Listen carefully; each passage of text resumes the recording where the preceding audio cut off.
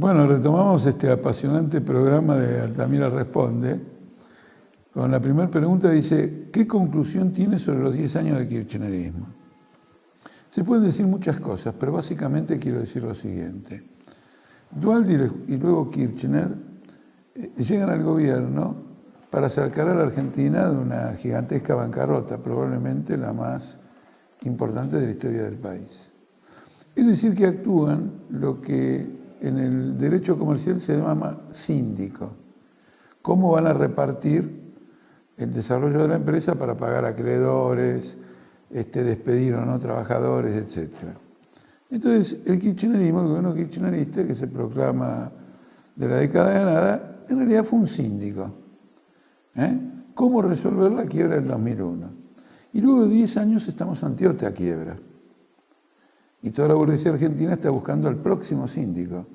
Unos dicen que va a ser Massa, otros dicen que va a ser de la Sota, y otros piden una interna del peronismo. Pero lo significativo es que el gobierno debuta como síndico de una quiebra y termina pasándole la pelota a otro que es un síndico de la quiebra. Argentina estaba en quiebra en el 2001. ¿Y en qué consistió? ¿Qué hizo el gobierno para terminar en otra quiebra? En primer lugar, hizo una renegociación de la deuda externa, que ahora está claro, con los cupones del PBI y otros factores, virtualmente significó una reducción nula de la deuda. Y una reducción nula de la deuda, o muy pequeña de la deuda, en condiciones muy gravosas, porque en los últimos meses del gobierno de la Rúa, la deuda se infló artificialmente con una sucesión de préstamos, blindaje, megacanjes, que de la Rúa contrató para evitar la quiebra. Es decir, que en el último año, en los últimos 6 meses del gobierno de la Rúa, hubo una inflada fenomenal de deuda, a tasas de interés fenomenalmente usurarias. De modo que, en realidad, habría que haber renegociado la deuda con anterioridad, al nivel anterior a esto que ocurrió al final de la Rúa. No, se negoció desde el punto de vista más alto, a tasas de interés que ya eran extraordinariamente más altas. De modo que la reducción final, más al agregado de este cupón del PBI, que significan en el curso de toda su vida útil unos 40.000 millones de dólares, estamos ante una deuda muy grande. Por eso la presidenta dijo el otro día, hemos pagado 175.000 millones de deuda.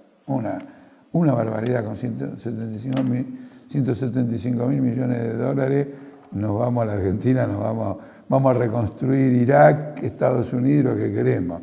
Es una cosa de locos. Y esto ha provocado, naturalmente, fue uno de los factores de la crisis fiscal que vivimos ahora. Ahora hay un déficit fiscal de 60.000 millones de pesos, muy elevado. Este es uno de los factores. El otro factor para salir de la quiebra es el subsidio a la industria, al transporte, al gas, a las privatizadas. Eso está claro, han subsidiado a todas estas empresas y ustedes saben muy bien que no se metió un mango en los ferrocarriles, no se metió un mango en el gas, no se metió un mango en el petróleo, absolutamente nada. Y se permitió que las empresas giraran plata al exterior, las petroleras, ¿de qué manera? No aplicando las utilidades que obtenían a nuevas inversiones. Miren ustedes con qué método parasitario se buscó rescatar al país de la crisis, de la quiebra anterior. El otro punto muy importante tiene que ver con los trabajadores. Había una desocupación fenomenal, toda provocada por la quiebra. Bueno, hay que darle empleo a todo el mundo. Y por otro lado, bajo cuerda, aprovechar para que sea negro, para que sea precario, para que sea tercerizado. Así hacemos un ciclo virtuoso de grandes ganancias, con la desjerarquización o descalificación del régimen laboral. Y entonces en este momento tenemos efectivamente una masa de trabajadores en negro precaria extraordinariamente alta. Es muy importante. El otro aspecto es que al subsidiar mucho de los consumos de los trabajadores, se le permitió a las patronales en las paritarias pagar un salario inferior al que hubieran tenido que pagar si esos consumos de los trabajadores hubieran tenido el precio corriente que tienen en cualquier otro país. El que se embolsó la plata no fue el obrero. No es el obrero que se benefició con una tarifa de luz más barata. Se benefició el patrón para el cual el obrero trabajaba, que en las paritarias le pagaba de acuerdo al costo de vida. Y el costo de vida tenía una alícuota muy pequeñita por los servicios. Entonces le pagaba un salario menor al que hubiera tenido que pagar. Bueno, todos estos subsidios terminaron pulverizando la capacidad fiscal del Estado, y pulverizando la Reserva del Banco Central, y pulverizando la ANSES. Como consecuencia de que las utilidades, por ejemplo, de los grupos energéticos, petroleros, se mandaban al exterior y no se reinvertían, Argentina ahora tiene una cuenta petrolera fenomenal, del orden de los 15.000 millones de dólares. Importamos petróleo y gas a precios internacionales, no a los precios determinados por los costos argentinos, a precios internacionales. Y probablemente más caros porque hay que pagar un flete enorme desde los países que producen ese tipo de petróleo. Argentina se encuentra de nuevo al borde de una bancarrota. Hemos salido de una bancarrota y hemos pasado a otra bancarrota. ¿Pero por qué? Porque los métodos de los síndicos fue precisamente tratar de rescatar toda la organización social anterior a la crisis de 2001. Y el rescate de la organización social anterior a la crisis de 2001 nos lleva a otra crisis más, como nos llevó a la crisis de Alfonsín cuando terminó Alfonsín y de Menem de la Rúa cuando terminó Menem de la Rúa. No hay misterio. El kirchnerismo no vino a cambiar la organización social del país, sino a rescatar la vieja organización social de cuatro monopolios, cuatro monopolios que dominan por industria, la mayor parte monopolios extranjeros, la renta agraria en manos de los grupos agrarios, de la cerealera, la renta petrolera en manos de la petrolera, la renta inmobiliaria en manos de los pulpos inmobiliarios, etcétera, etcétera. Todo una nueva crisis. Y así como aquella crisis fue detonada por una devaluación monetaria, ahora vamos a otra crisis también detonada por una devaluación monetaria. Y entonces se vuelven a escuchar conspiraciones, este y lo otro, como se escuchaban conspiraciones en aquel momento, porque el poder político naufraga. Entonces el balance de la década kirchnerista no hay que definirlo como bueno, malo, qué rescato, qué no rescato. Hay que definirlo por un concepto estratégico. Los representantes de la clase capitalista en el poder no han sido capaces de superar una crisis porque no son capaces de cambiar la organización social del país, de nacionalizar el petróleo y dejar que la renta del petróleo quede en Argentina, nacionalizar el comercio exterior y que la renta agraria y la renta del comercio exterior quede en la Argentina, elevar los salarios, terminar con la precarización laboral, abrir los libros de las empresas para ver cuánto ganan y ponerla al examen del público. Porque de lo contrario lo siguiente, la presidenta dice siempre se la llevaron empaladas, pero pongámosle un número a eso. ¿De dónde salieron, sino de las ganancias de las empresas, los 150.000 millones de dólares que han salido del país no por pagar la deuda externa, eso es otra cuenta, sino simplemente por fuga de capitales? Entonces asistimos a una nueva bancarrota. Disculpen lo extenso de la respuesta, pero quiero agregarles algo más. La diferencia entre la bancarrota anterior y esta es interesante. ¿Por qué es interesante? Porque en las PASO el Frente de Izquierda sacó casi 1 millón de votos. Si, por ejemplo, nosotros llegáramos a sacar el 27 de octubre otros 2 millones de votos, los que quieren descargar la crisis que se viene sobre las espaldas de los trabajadores, como lo hicieron en el 2001, lo van a tener que pensar 2 veces, porque el electorado está advirtiendo con el voto al Frente de Izquierda que ya está preparado políticamente para enfrentar con mayor cohesión y con mayor claridad cualquier intento de ajuste de este o el próximo gobierno.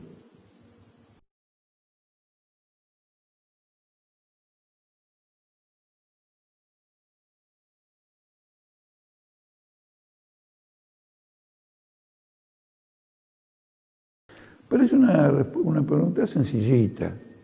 Se supone que yo tengo que decir, estas 3 sí, estas 4 no, la otra medio y medio. La pregunta es interesante por lo siguiente, porque en el fondo es una falacia.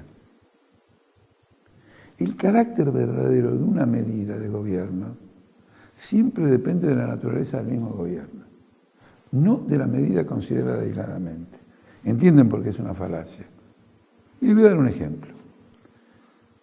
Una vez me llamaron por teléfono y me dijeron, che, Jorge, apúrate, que el gobierno va a estatizar las AFJP. ¿Qué quiere decir apúrate? Saca un comunicado rápido. Porque cuando se haga el anuncio ya tenía el comunicado del Partido Obrero. Bueno, lo hice tan rápido que salió antes del anuncio. Es decir, que yo en este punto estaba apoyando una medida sin que nadie supiera cuál era. O que la medida se iba a tomar o que se estaba tomando.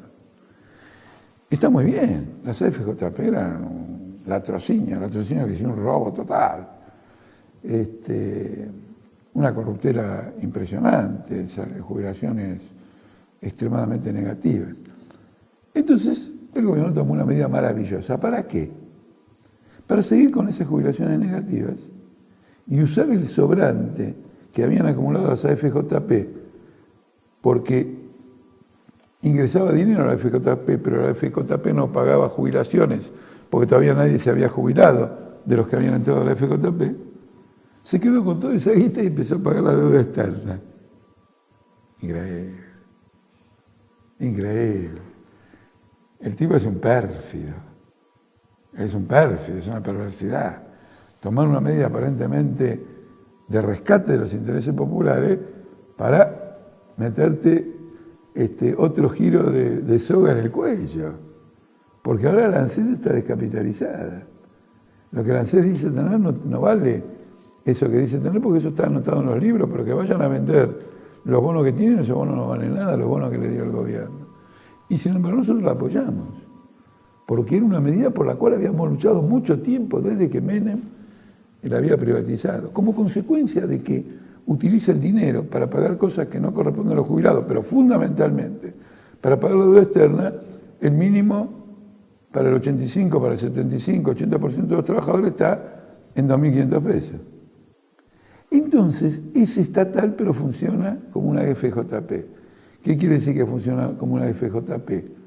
Te paga de jubilación lo que rinde.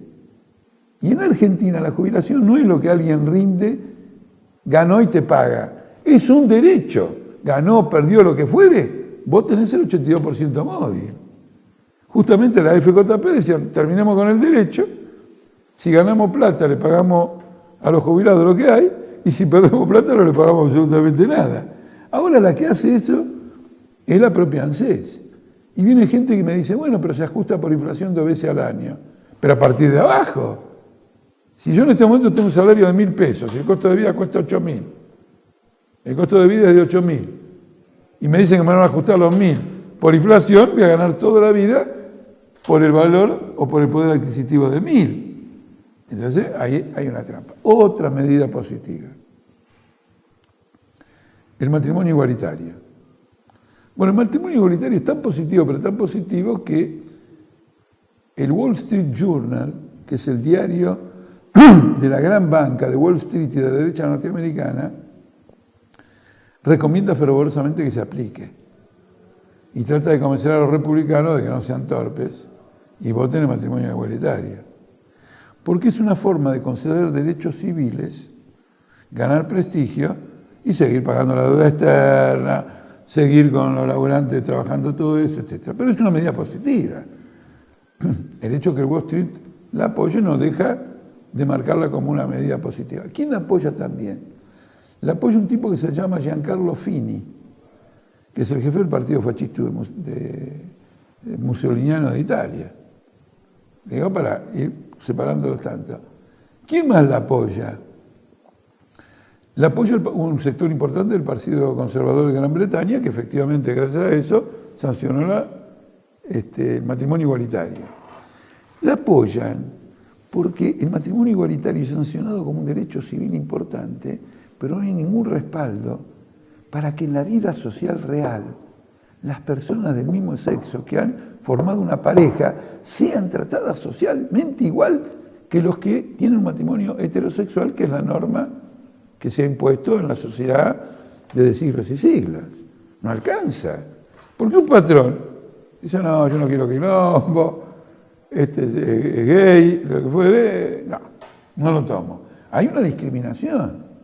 No es lo mismo la situación de una pareja una pareja igualitaria, no es lo mismo si pertenece a la clase superior o pertenece a la clase superior. El que es un empresario ya tiene asegurado su proceso capitalista, no ocurre lo mismo con un trabajador. Y entonces vemos que las condiciones sociales para desarrollar positivamente el matrimonio igualitario están extremadamente limitadas. Entonces, este es un aspecto absolutamente fundamental. Yo conozco enorme cantidad de parejas igualitarias, de matrimonios igualitarios, que sufra las condiciones sociales. Miren, para ilustrar el punto, cuando una mujer se divorcia de su marido, ¿ustedes creen que el marido y la mujer quedan en la misma posición? Nosotros defendemos el derecho a divorcio. La mujer no queda en la misma posición. Siempre queda en una situación de desprotección. Por eso en las capas más humildes de trabajadores hay un rechazo de las mujeres al divorcio. Porque dicen, no, hemos formado un matrimonio, tenemos hijos, que siga contribuyendo al hogar. En cambio ahora yo me quedo con todos los hijos y el otro se va con otra. Y se produce un resentimiento. Y no es que la mujer esa sea atrasada, ella refleja con esta concepción, con esta reflexión, ella está reflejando los límites de la medida, porque hay que garantizarle a la mujer que se divorcia, hay que garantizarle todas las condiciones para que pueda desarrollar la familia de la cual ella se transforma en jefa. Y dice, no, pero que el marido aporte. Está bien que el marido aporte, y si no aporta hay que darle, correcto. Pero ¿cuánto puede aportar alguien que está ganando 3.800 pesos? Aunque entregue todo el salario. Él también tiene que tener su propia vida. Entonces estas son, digamos, limitaciones. Con esto quiero decir lo siguiente. Es un gobierno capitalista que en conjunto ha buscado rescatar la economía quebrada de la Argentina, gobernada por los monopolios, ha hecho concesiones, ha tomado algunas medidas, pero cuando uno llega al balance general, todo eso queda neutralizado en lo que hay de positivo por el carácter general del gobierno. Esto quiero insistir porque el Frente de Izquierda lucha por un gobierno de trabajadores. El Frente de Izquierda tiene un programa, no hace propuestas, propuestas hace cualquiera. Todo el mundo tiene una opinión, hace una propuesta. Pero no cualquiera puede tener un programa. Programa tienen los grandes partidos, los partidos con futuro tienen un programa. Y tenemos que juzgar a los gobiernos por la totalidad de su programa y no por esta o aquella propuesta aislada que, como ustedes ven, cuando se aplica, como en el caso de la nacionalización o estatización del CFJP, terminan sirviendo a la banca internacional.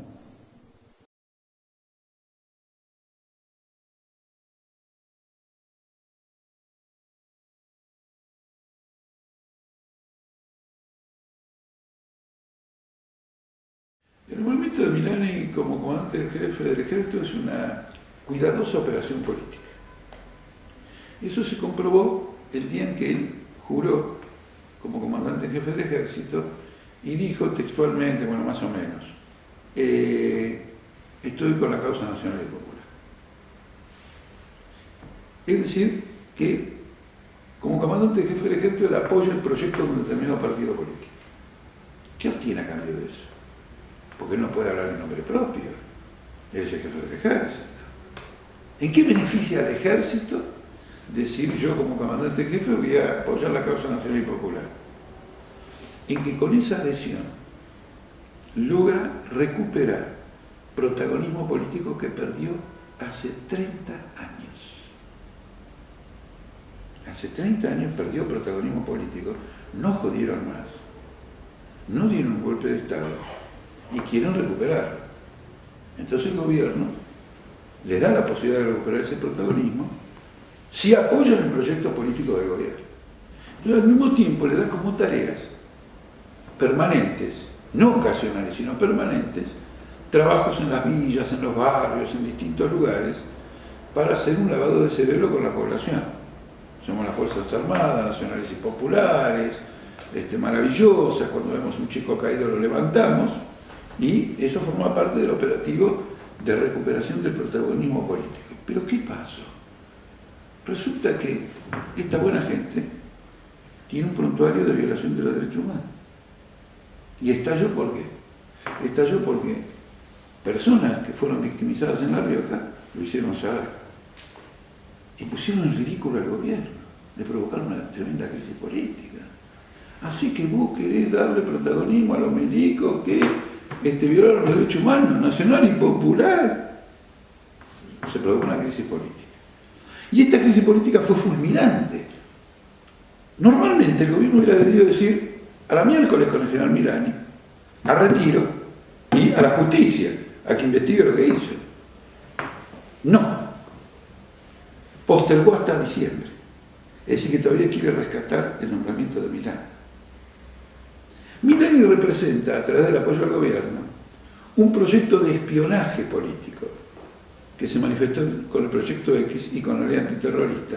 Y Milani mismo es el jefe del espionaje del ejército, porque él pertenece a la rama de inteligencia del ejército. Por eso el gobierno lo quiere rescatar. Esta pretensión de rescatar a un militar comprometido con delitos de lesa humanidad debería servirle al electorado que en el pasado ha votado al kirchnerismo para terminar con esa posición y votar al Frente de Izquierda. El Partido Obrero denunció que Milani había hecho lo que había hecho en el año 2010, en prensa obrera, cuando fue ascendido a general. Ahora tenía que ser ascendido a teniente general. Así que si el Partido Obrero lo sabía, la presidenta lo sabía, Berbisky lo sabía, Aníbal Fernández lo sabía y todos lo sabían. Que no se hagan los osos ahora. ¿Está claro?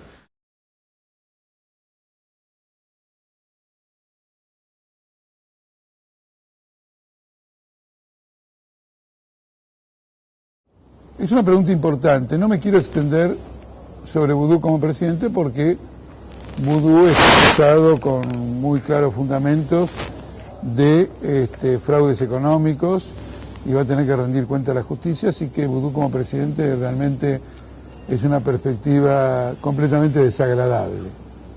Pero me gustaría profundizar este tema. Si la presidenta de la Nación, como consecuencia de su dolencia, necesita un tratamiento más prolongado y debe delegar el mando en Boudou, por poner de manifiesto una situación muy importante. En la actualidad, Cristina de Kirchner funciona como un árbitro en el gobierno y más allá del gobierno. Es un gobierno dislocado, es un gobierno desintegrado, es un gobierno extremadamente contradictorio. Porque a medida que se va agudizando la crisis económica, cada uno tiene una opinión diferente, entre otras cosas porque cada uno defiende un interés económico, social diferente. Y ese gobierno no está amalgamado por lo que algunos kirchneristas dicen somos un equipo. Todo lo contrario, no son de ninguna manera un equipo, sino que se trata de un conjunto contradictorio que funciona con el arbitraje de la presidenta de la Nación. Hay 3, 4 opiniones, intereses en pugna, y Cristina Kirchner dice se hace esto. Y ella arbitra y reclama para ese arbitraje haber sacado el 54% de los votos en el 2011 y reclama que con su marido gobernaron, digamos, durante esta década. Los resultados de este arbitraje cada vez son peores, la inflación crece, el pago de la deuda externa se hace cada vez más gravoso, la pérdida de reserva del Banco Central también es cada vez mayor y por sobre todo, ustedes saben, el tema más caro para mí, la forma como están saqueando a la ANSES. Es decir, el arbitraje se está deteriorando. Si la presidenta tiene que resignar por un tiempo el gobierno hasta que se cure definitivamente de esta dolencia, sube Boudou y Boudou es todo lo contrario. Boudou no puede arbitrar nada. Si Boudou quiere meter la cuchara en un debate en el gabinete o en un debate con los ministros quizás lo tiran por la ventana. Es decir, que el problema político que yo quiero destacar es que el gobierno, por este carácter que tiene de arbitraje personal, se priva de su propio fundamento. Entra en una crisis política extremadamente rápida. Además, una reflexión de orden estratégico, si ustedes quieren. ¿Dónde está la homogeneidad del kirchnerismo? ¿Dónde está el proyecto de 40, 50 años, 30 años, 10 días, lo que fuere? ¿Dónde está? Si apenas la cabeza de ese proyecto contrae una enfermedad, el conjunto del método de gobierno entraría en un descalabro, como seguramente ocurriría, y no hablemos de Rosques, la que reemplazaría a Boudou como presidente del Senado y seguiría en la línea sucesoria. Es la esposa del gobernador de Tucumán, que se ha denunciado por el gran tráfico de los tratantes de personas y por la desaparición de chicas en la provincia de Tucumán, en particular de Paulina Negro. Y entonces entraríamos en una fase de crisis política muy importante, porque se quebraría el único hilo que todavía penosamente ata al kirchnerismo. Y yo he querido responder esta pregunta de entrada porque realza la importancia, esta circunstancia, del voto por el Frente de Izquierda el 27 de octubre. Porque claramente hay un problema de poder y que haya más gente de izquierda en el Congreso, más diputados del Frente de Izquierda, va a ser un factor importante para que esto no sea explotado por la derecha, para que no sea explotado por los que quieren una salida, pero una salida contraria a los intereses populares. Lo hace más apremiante. Durante toda la campaña dijimos que el Frente de Izquierda se colocaba como alternativa política de un sistema en crisis, pero lo pensábamos en un plazo relativo. Si la enfermedad de la presidenta es más serio, no digo grave, pero un poquito más serio de lo que en principio pareciera que fuera, se plantearía esta cuestión. Por lo menos es lo que pregunta acá la persona que dice sobre la enfermedad de Cristina Kirchner y la eventual sucesión de Vudú. Entonces, conclusión, entraría fuertemente en crisis un régimen que funciona por medio del arbitraje personal. ¿Quién es la persona? La Presidenta de la República. Porque entraría alguien que por su enorme desprestigio no puede arbitrar nada, absolutamente nada, y no puede jugar ningún rol conductivo del gobierno. Conclusión, es más que nunca necesario votar al Frente de Izquierda. A ver si ustedes observan, ni siquiera lo digo en tono de proselitismo electoral, es casi un llamado de emergencia. Si ante una circunstancia de este tipo no queremos que los más derechistas, etcétera, se queden con la torta o aprovechen la circunstancia que ellos no crearon porque son incapaces de gobernar ellos mismos, totalmente incapaces. Ustedes se imaginan a Massa gobernando, todavía no salió de la provincia de Buenos Aires, y hay que ver si algún día sale, o un de Narváez, que lo que quiere es venir con Pepito la Pistolera a gobernar la República Argentina. Entonces el voto a la izquierda es un llamado, es una línea de emergencia nacional. Más que nunca tenemos que votar al Frente de Izquierda y de los trabajadores en las 19 provincias del país. En las 19 provincias del país, perdón, no, el país tiene 24. En las 19 provincias en que el Frente de Izquierda se presente.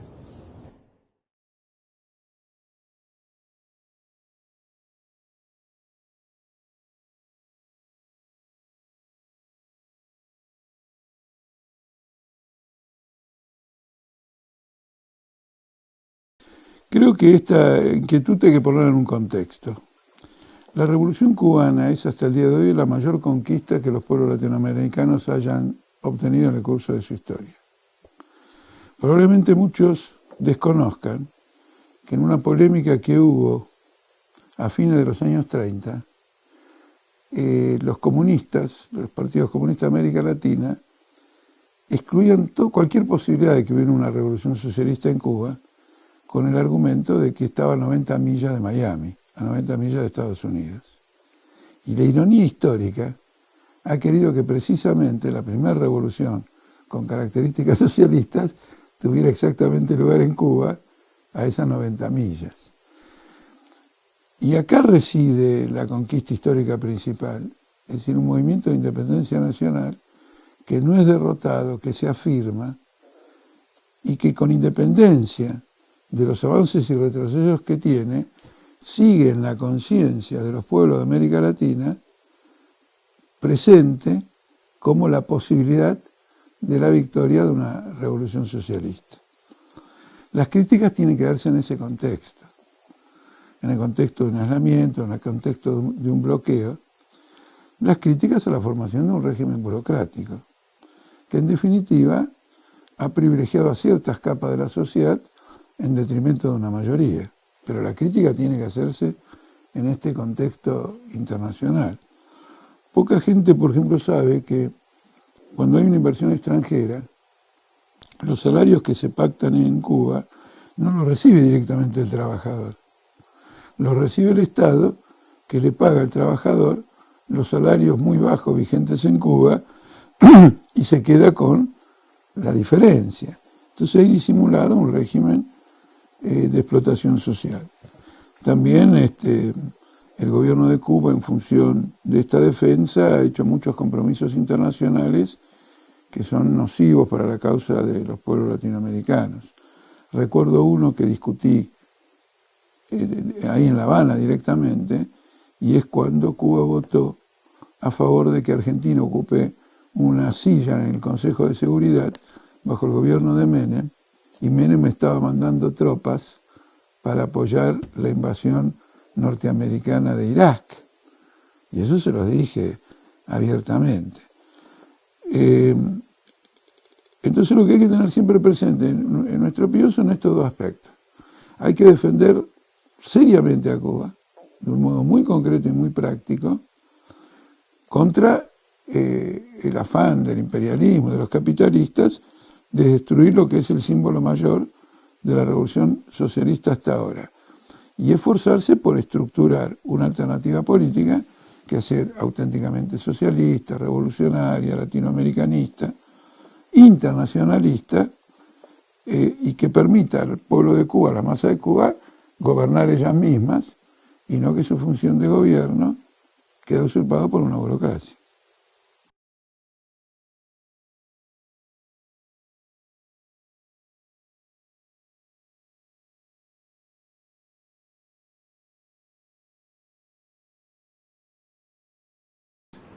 De todos los movimientos que emergieron en América Latina en los últimos años, el chavismo ha sido indudablemente el más importante, porque fue una reacción de un sector de las Fuerzas Armadas y de una gran mayoría del pueblo contra una gigantesca política entreguista practicada por los sectores democráticos, entre comillas, de los partidos tradicionales.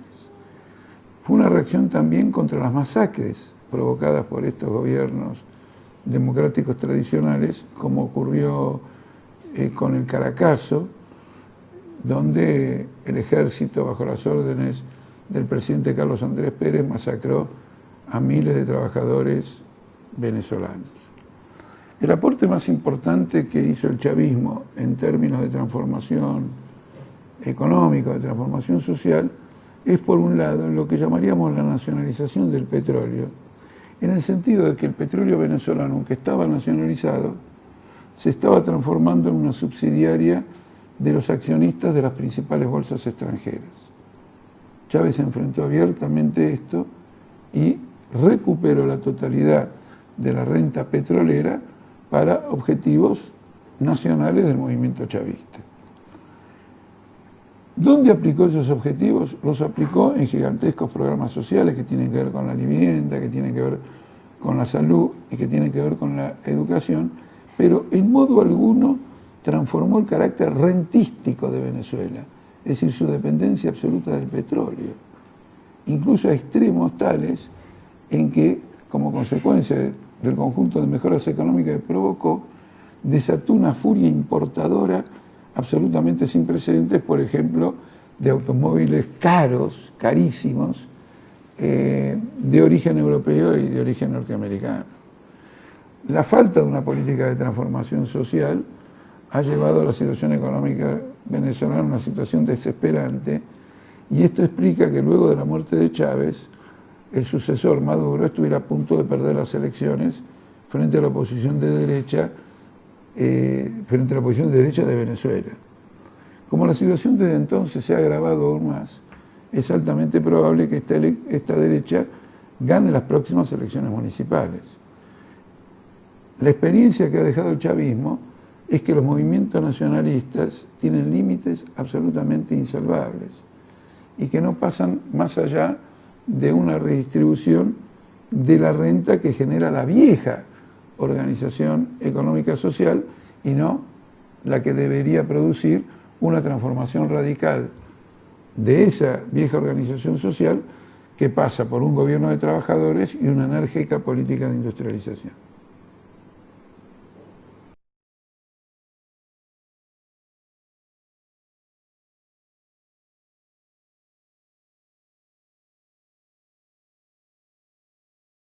Bueno, no voy a tratar el tema futbolísticamente porque todo el mundo sabe que el Papa, eso lo sabe todo el mundo, es hincha de San Lorenzo, y muchísima menos gente sabe que yo soy hincha de Huracán.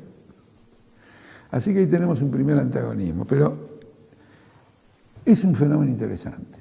Elucidémoslo. La Iglesia y el Vaticano están en ruina. Es una corte de degenerados.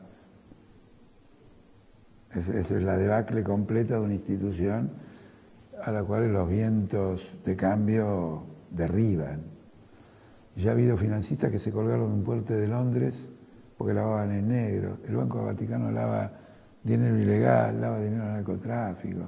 Adentro del Vaticano hay una mafia de pedófilos, hay violaciones por todos lados, hay juicios en Nueva York, han pagado fortunas las iglesias para cubrir las indemnizaciones y el resarcimiento por los juicios que se fueron realizando.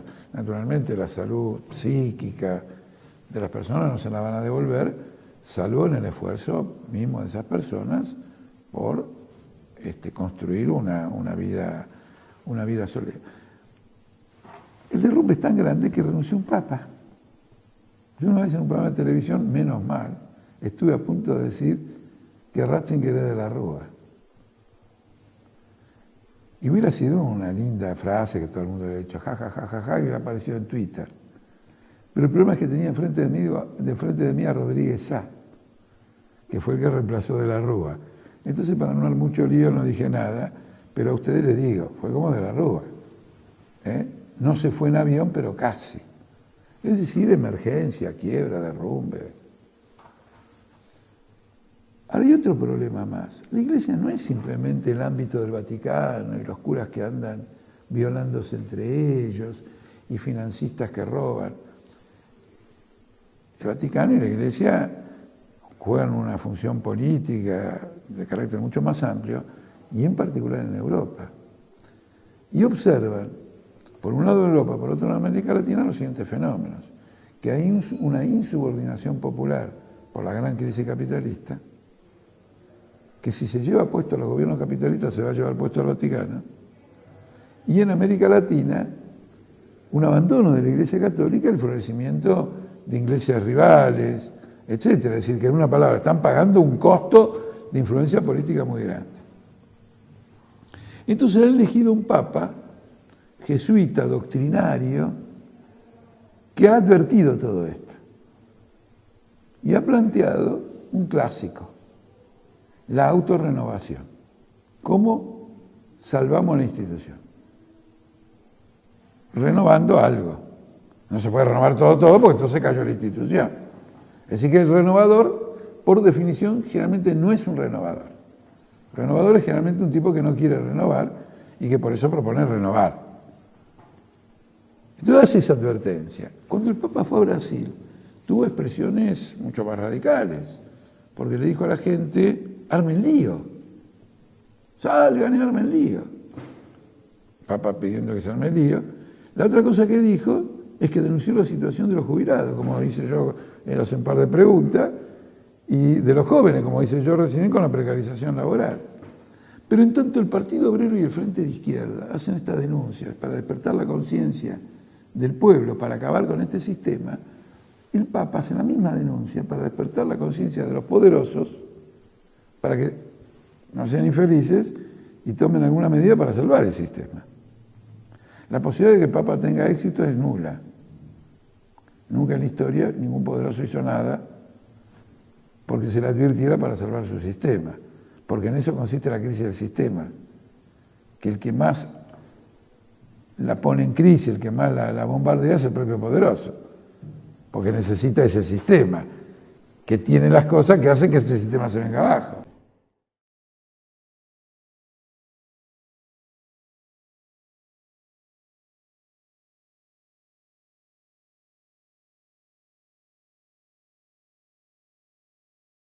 Este proceso del shutdown, del cierre, es una expresión del grave enfrentamiento que hay entre grupos republicanos, demócratas, dentro de cada partido, como una medida forzada para impulsar un ajuste, porque el ajuste se está desarrollando en Estados Unidos hace un tiempo. En Estados Unidos existe lo que se llama stamp food. Stamp es estampilla, food es alimento, una especie de bono alimentario que el gobierno de Obama lo ha ido liquidando. Debido a este ajuste, a la necesidad de achicar el déficit fiscal, etcétera, etcétera. Y entonces estas son todas medidas que apuntan a ese ajuste, a la perspectiva de despidos. Por ejemplo, ahora la Lockheed ha hecho lo mismo, así como Obama suspendió a todos los trabajadores de la administración pública, la Lockheed ha suspendido a los trabajadores de la Lockheed, aprovechando el pretexto del shutdown del gobierno de los Estados Unidos. Entonces, en gran parte es un plan de ajuste. Ahora, el tema de fondo es real. Estados Unidos está ya en 16 billones con B larga de deuda pública. Esto representa el 120, el 130% del Producto Bruto de Estados Unidos. Le voy a decir algo que va a sonar fuerte. Estados Unidos está en default, porque no paga la deuda, hace como acá, la refinancia. Cuando vence algo, coloca otro bono, agarra la plata del bono y paga el bono anterior. Y va subiendo. El que no puede pagar una deuda, la está refinanciando, ese tipo está en default. Todos podemos disimular el default. Siempre hay un amigo que te tira unos mangos para que pagues una deuda y vos vas y le pagás. ¿Y a quién se la pide? Se la pide a los chinos, se la pide a los japoneses. Y te la pide al Banco Central de Estados Unidos. El Banco Central de Estados Unidos tiene un 20% de esta deuda. ¿Y qué hace para tener esta deuda el Banco Central de Estados Unidos? Lo mismo que Moreno, Kicillof y la chica esta, bueno, no me acuerdo cómo se llama, la presidenta del Banco Central. Le dan a la maquinita de emisión. Y ya han emitido 5 billones de dólares. Es decir, es un país quebrado, Estados Unidos.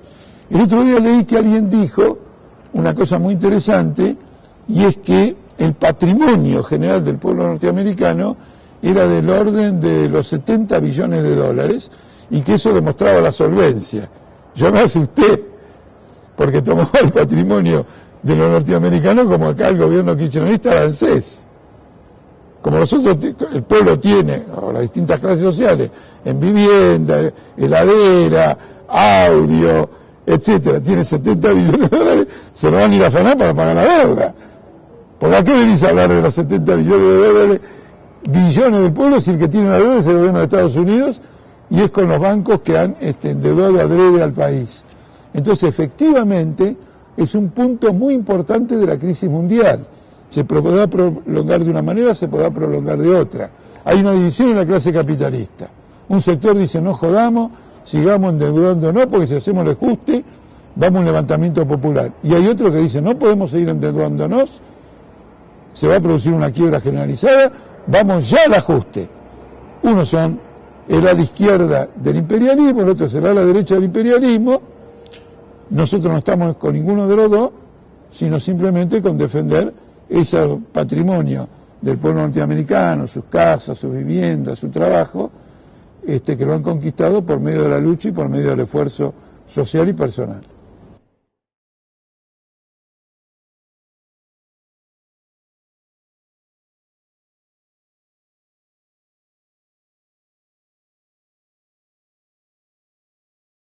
Bueno, acá hay una pregunta que dice, ¿Cristina o Macri? Bueno, con todo respeto por el que hace la pregunta, yo tengo un gran respeto siempre que discutimos. Esta es una pregunta desubicada, porque ni Cristina ni Macri tienen perspectiva de ser grandes protagonistas políticos próximos. Macri, que no levantó cabeza nunca, y Cristina, que está en pleno retroceso. Así que prácticamente me están preguntando por un partido de la B. Tendrían que preguntarme por un partido de la A. Si esto tiene algún sentido y se debe responder, es lo siguiente. ¿Entre este grupo capitalista o este grupo capitalista? ¿Entre este especulador inmobiliario o este especulador inmobiliario? Pelota afuera. Por favor. Yo no quiero cambiar de collar, quiero cambiar de perro. ¿Macri va a pagar la deuda externa como la paga Cristina? Sí. Absolutamente. Cristina impulsa la especulación inmobiliaria en la ciudad de Buenos Aires, entregando terrenos fiscales a distintos grupos desarrolladores. Sí, igual que Macri. Votaron leyes absolutamente en común. Macri votó la reanudación del canje con los fondos buitres. Absolutamente. Macri era menemista, sí. Y la presidenta le dijo a Rial que ella también. No. Entre bueyes no hay cornadas. Entre bueyes no hay cornadas. Acá hay que meter un toro nuevo en la lisa, que es el frente de izquierda.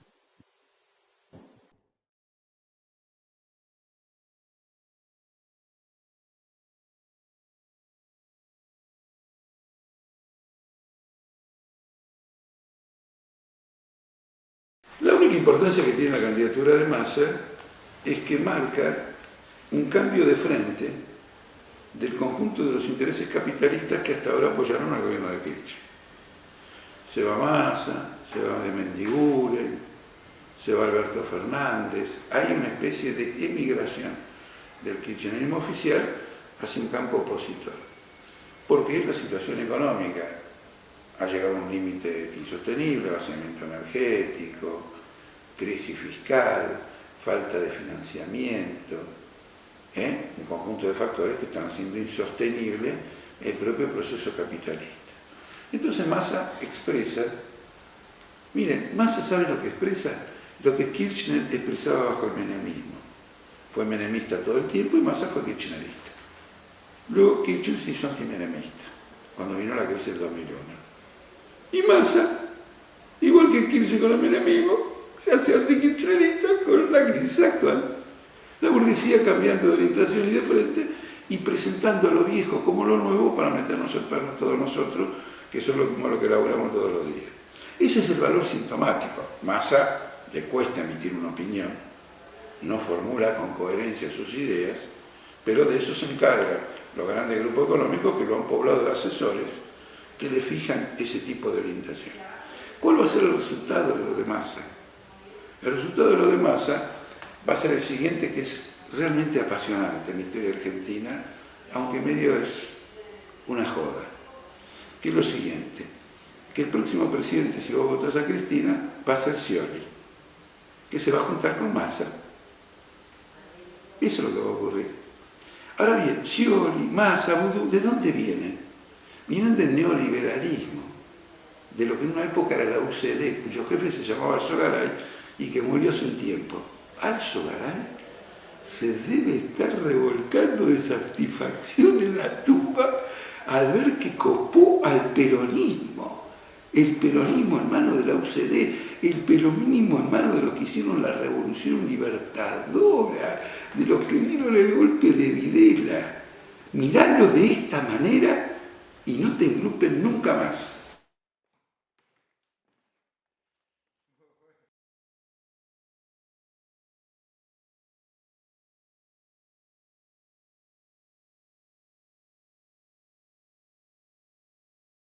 Bueno, no creo que el FAP proponga ninguna clase de socialismo. Después de tantos años gobernando la principal provincia exportadora de soja, el puerto de Rosario, ha demostrado el gobierno del FAP ser un sólido defensor de los grandes intereses económicos de la agricultura. Por otra parte, el FAP es una alianza con la Unión Cívica Radical, el Partido Socialista, Carrió, etcétera.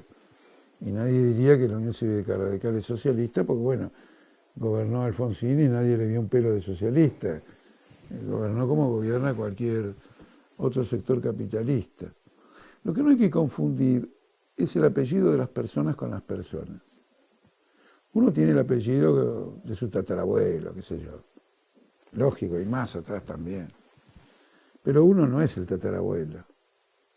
Entonces Wiener tiene el apellido que le puso un grupo de trabajadores e intelectuales en 1896 a lo que entendían que era el Partido Obrero, porque así lo llamaban, le puso el nombre del Partido Socialista y ahora los tataranietos siguen portando el nombre de socialista. Y les resulta conveniente portar ese nombre porque, digamos, disimulan con un nombre vistoso, con un nombre progresista, lo que es una política completamente contraria a los trabajadores.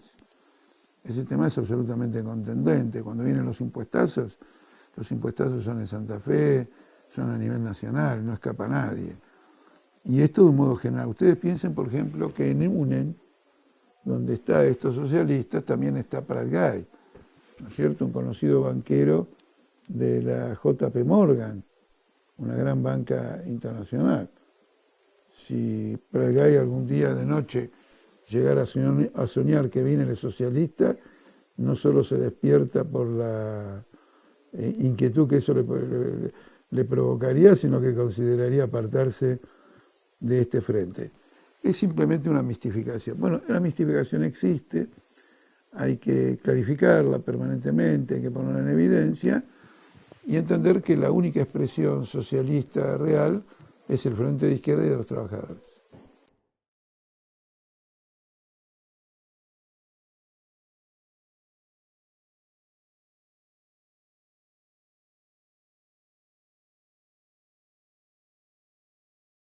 Nosotros con los anarquistas tenemos una diferencia importante en este punto, pero no tiene que ver con el problema del voto estrictamente. Tiene que ver con un problema que es previo.